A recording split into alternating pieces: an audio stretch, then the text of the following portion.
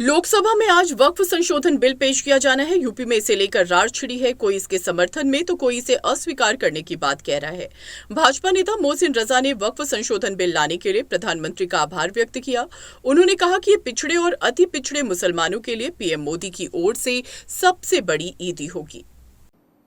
सबसे पहले तो मैं देश के यशस्वी प्रधानमंत्री आदरणीय मोदी जी का तमाम देश के दबे कुचले पिछड़े मुस्लिम भाई बहनों की तरफ से आभार और धन्यवाद करता हूं कि ये जो वक्फ अधिनियम 2024 आज पेश हो रहा है सदन में, ये मुस्लिम वक्फ कल्याण दिवस है।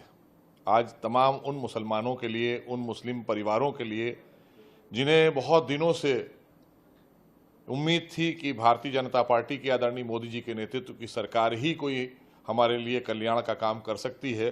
जिस तरह से हमारी ट्रिपल तलाक की बहनों को ट्रिपल तलाक से आज़ादी देने का काम किया, इसी तरह से ये वक्फ अधिनियम 2024 ये हमारे तमाम दबे कुचले पिछड़े मुस्लिम भाई बहनों के लिए, उनके कल्याण के लिए एक बहुत बड़ी खबर, और यूँ कहना चाहिए कि आदरणीय मोदी जी की तरफ से ये सबसे बड़ी ईदी होगी देश की आज़ादी से लेकर और आज तक, क्योंकि इससे बड़ी कोई ईदी नहीं हो सकती दबे कुचले पिछड़े मुस्लिम भाई बहनों के लिए। जो ये बिल लाकर हमको उनके कल्याण के लिए आदरणीय मोदी जी ने ये फैसला किया है, इसके लिए उनकी भूरी भूरी प्रशंसा करते हैं और तमाम अपने विपक्ष के साथियों से भी मांग करते हैं कि वो इस बिल में बढ़ चढ़ कर, क्योंकि उन्होंने वोट लिया है हमारे दबे कुचले पिछड़े मुस्लिम समाज के लोगों से, और उन्होंने हमेशा उनके वोट लेकर राज्यों में सरकारें बनाई, कांग्रेस ने देश में सरकार बनाई, लेकिन कभी उनके कल्याण की बात नहीं की। और खाली चंद लोगों को उन्होंने इसका लाभ पहुंचाने के लिए 2000 कहना चाहिए आज 25 में 30 साल पुरानी बात है कि जब 30 साल पहले कांग्रेस अमेंडमेंट लेकर आई थी तो उसमें कोई फायदा नहीं मिला और उसमें बल्कि हमारा मुस्लिम समाज का शोषण किया गया।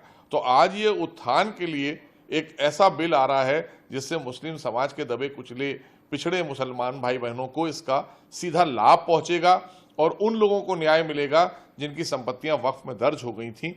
तो इसलिए उनको भी न्याय देने का दिन है और हमारे समाज के कल्याण का दिन है।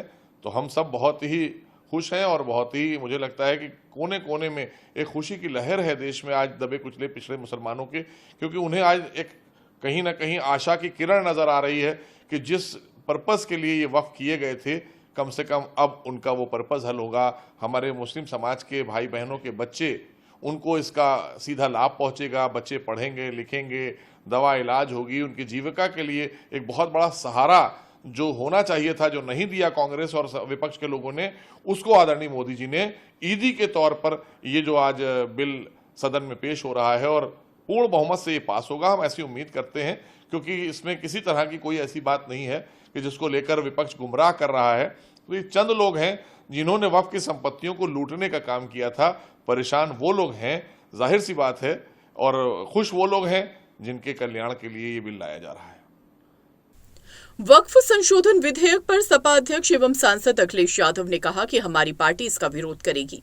जिसके लिए ये विधेयक लाया जा रहा है, उनकी ही बातों को सरकार महत्व नहीं दे रही है। इससे बड़ा अन्याय और क्या हो सकता है। हमारी पार्टी इसका विरोध करेगी, वोट पड़ेगा तब भी विरोध करेंगे, और जिन जिन लोगों के लिए ये बिल लाया जा रहा है उनकी बातों को तवज्जो न देना, अहमियत न देना, इससे बड़ी नाइंसाफ़ी क्या हो सकती है। और सच्चाई तो ये है कि भारतीय जनता पार्टी में वोट लेने के लिए, अपने आप को बड़ा नेता बनाने के लिए कौन खराब हिंदू है, कौन खराब फैसले ले सकता है, कौन ज़्यादा किसी को परेशान कर सकता है, इसमें मुकाबला चल रहा है केवल वोट बटोरने के लिए। और डॉक्टर राम मनोहर लोहिया ने कभी अपनी किताब हिंदू बनाम हिंदू में कहा था कि ये कई हजार सालों से ये झगड़ा चल रहा है, लड़ाई है कट्टरवादियों के बीच में, उदारवादियों के बीच में, वो भी आपको सब दिखाई दे रहा है। वहीं संभल से समाजवादी पार्टी सांसद जियाउर रहमान वर्क ने वक्फ बिल पर कहा कि हम पहले से इस विधेयक के खिलाफ हैं। जब ये विधेयक पहली बार सदन में लाया गया था तब हमारी पार्टी और हमारे नेता अखिलेश यादव ने इसका पुरजोर विरोध किया था। इस विधेयक का विरोध करने का कारण ये नहीं है कि इसे भाजपा एनडीए सरकार ला रही है। हम इस विधेयक का विरोध इसलिए कर रहे हैं क्योंकि इस विधेयक में कई ऐसी बातें हैं जो हमारे लोगों के अधिकारों को छीन रही हैं। कि उस बिल के लिए हम लोग पहले से विरोध में हैं और जब सदन के अंदर ये पहली बार बिल लेकर के आया गया था तो मैंने और हमारी पार्टी ने और हमारे नेता माननीय अखिलेश यादव जी ने हमने पुरजोर तरह से इसका विरोध किया था। और मैं पहले भी बता चुका हूं, विरोध करने का कारण हमारा ये नहीं है कि सिर्फ कि बिल को बीजेपी एनडीए सरकार लेकर के आ रही है, क्योंकि बिल के अंदर असल में काफी सारी चीजें जो हैं हमारे लोगों का हक छीनने का जो काम हो रहा है, इस वजह से हमने इस बिल का अपोज किया था। फिर जब सरकार ने जेपीसी में भेजा तो हमें कुछ उम्मीद लगी कि शायद उसके अंदर जो कमियां हैं उनको दूर कर दिया जाएगा, लेकिन सिर्फ उसमें खाना पूर्ति हुई और सिर्फ अपनी मनमर्जी के मुताबिक रिपोर्ट को पेश कर दिया गया। अब हम इस बिल के सिलसिले में हिंदुस्तान के जो हमारे समाज के, हमारे कौम के जो जिम्मेदार लोग हैं, सब लोग मिलकर के इस पर हम बैठक कर रहे हैं, बात कर रहे हैं, चर्चा कर रहे हैं। और जहां सदन में इसकी मुखालफत कल को बिल आएगा तो हम पूरी मजबूती के साथ में इस बिल का विरोध करेंगे। सरकार के पास भले ही बहुमत का आंकड़ा है, लेकिन जो इसके सहयोगी दल हैं वो लोगों को, उनको पता है कि इस बिल का अगर वो समर्थन करते हैं तो आने वाले समय में उनको इसका बहुत बड़ा खामियाजा उठाना पड़ेगा।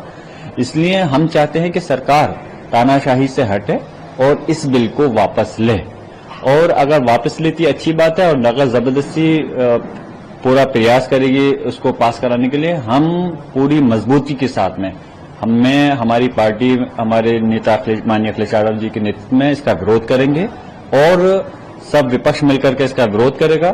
फिर भी अगर ये पास कराते हैं तो सदन से लेकर सड़क तक हम इसकी लड़ाई को लड़ेंगे। जरूरत पड़ती है तो फिर हम न्यायालय का दरवाजा भी खटखटाएंगे। उन्हें कहने, वो सिर्फ सरकार की बोली बोल रहे हैं, उनको खुद ये पता नहीं होगा कि इस बिल के अंदर क्या है। ये लोग वो लोग हैं कि जिन्हें सिर्फ और सिर्फ आंख बंद कर करके सरकार की गुलामी करनी है। और भले ये बीजेपी के सांसद हैं, मैं ऐसे सांसदों के उस पर खास कोई टिप्पणी भी नहीं करना चाहता। अगर सही बात करना चाहते हो, अगर आप में वाकई में नॉलेज है इस बिल के बारे में, आमने सामने बैठकर डिबेट करो अगर आपको जानकारी है तो, और हमें बताओ कि हमारी समाज के हक में क्यों बेहतर है, इसके अंदर क्यों गुमराह कर रहे हो आप, और कब तक गुमराह करोगे। ये देश सिर्फ हवाई बातों से नहीं चलेगा, ये देश चलेगा संविधान से चलेगा। और बिल ऐसा लेकर के आने चाहिए जिससे कि समाज का भला होना चाहिए और देश की तरक्की होनी चाहिए। सिर्फ अगर कोई गलतफहमी ये पाल ली जाए कि एक कम्युनिटी को टारगेट कर करके आप इस देश का भला कर सकते हो, तो ये देश के साथ में आपकी वफादारी नहीं हो सकती। देश कोई भी इस दुनिया के अंदर है, कोई मुल्क है, कोई देश है, जब सारी कम्युनिटी को लेकर के आप चलोगे तो तभी देश तरक्की कर सकता है। मिसाल के तौर पे अगर किसी एक बॉडी का कोई एक पार्ट पैरालाइसिस हो जाए तो वो हेल्थी बॉडी नहीं कहला सकती। इसलिए इस हिंदुस्तान के अंदर 40 करोड़ से ज्यादा मुसलमान हैं। इतने बड़े तबके को अगर आप टारगेट कर करके नुकसान पहुंचा करके देश के विकास की बात करते हो तो ये आपकी जो है इस देश के लिए ईमानदारी से तरक्की की बात नहीं है। फायदा है जरा बताएं। मैं वही तो कह रहा हूं, हवा में गांठें क्यों बांध रहे हैं, गुमराह क्यों कर रहे हैं, जरा बताएं क्या फायदा है उसके अंदर, फायदा बताएं। ये लोग तो वही लोग हैं, ये बीजेपी एनडीए के लोग जो 3 कानून किसानों के लिए लेकर के आ रहे थे और जबरदस्ती थोपने का काम कर रहे थे कि नहीं सही है। अरे जो लोग किसान देखिए कोई सिर्फ मुस्लिम समाज के नहीं, सारे धर्मों के लोग हैं इस देश के अंदर, वो रीढ़ की हड्डी है इस देश की। वो लोग मना कर रहे हैं कि हमें इन बिलों की जरूरत नहीं है और सरकार जबरदस्ती थोपने का काम कर रही। किसने नहीं देखा, देश और दुनिया ने देखा कि 1 साल से ज्यादा तक हमारे किसान समाज के भाई, उन्होंने गर्मी, ठंड और बरसात में धरना दे कर करके कैसी कैसी सहे और कितने लोग शहीद हुए, और उन्होंने इस बिल की वापसी के लिए वो करी। तब जाके सरकार अपनी हटदर्मी से हट करके उन बिलों को रोका। जो सरकार वो लेकर के बिल लेकर के आ रही थी ड्राइवरों के लिए कि जबरदस्ती की ये हक में है, बाद में जब हंगामा हुआ तो उसको रोकना पड़ा। जो सरकार इस देश के कानून के उसमें जो वकीलों के खिलाफ लेकर के आ रही थी, उसमें जब धरने प्रदर्शन हुए तो उन बिलों को रोकना पड़ा। तो खाली कहने से, थोपने से कोई काम नहीं चलेगा। ये सरकार जबरदस्ती में जो बिल लाना चाहती है, मेरा कहने का मकसद ये है कि अगर बिल आप ऐसा लेकर आओगे जिससे कि हमारे देश की तरक्की है, जिससे कि यकीनन सारे समाज को फायदा मिलेगा, तो हम 2 कदम आगे बढ़कर के उस बिल का समर्थन करेंगे। हम सिर्फ इस बुनियाद पे बीजेपी आरएसएस की मुखालफत, एनडीए की मुखालफत नहीं करना चाहते कि वो हम उसके विपक्ष में इस समय हम सिर्फ इसलिए करते हैं क्योंकि हम उसकी पॉलिसी, उसके मुद्दों पे हम मुखालफत करते हैं। अगर अच्छा बिल लाएंगे तो हम यकीनन समर्थन करेंगे, लेकिन मैं चाहता हूं कि जल्दबाजी में, तानाशाही में इस प्रकार के बिलों को नहीं लाना चाहिए। इन चीजों का राजनीतिकरण नहीं होना चाहिए।